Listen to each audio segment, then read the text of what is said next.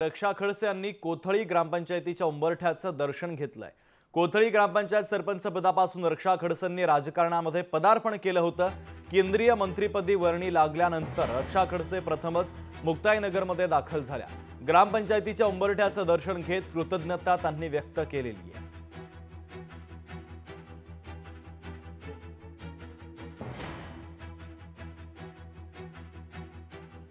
माझी राजकीय सुरुवात ही कोथळी ग्रामपंचायतपासून झाली होती। जेव्हा मी 20 वर्षाची होती तेव्हा, आणि नक्कीच सुरुवातच ग्रामपंचायतपासून झालेली आहे। नंतर जिल्हा परिषदला काम केलं, नंतर मग खासदारकीला मी 10 वर्ष म्हणून काम केलं ना। आता परत तिसऱ्यांदा आता मला संधी मिळालेली आहे।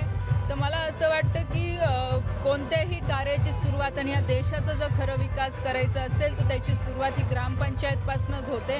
आणि म्हणून आज मी इथे आले, सगळे आमच्या ग्रामपंचायतचे सदस्य आहे, ग्रामपंचायतला मी भेट दिलेली इथे आहे।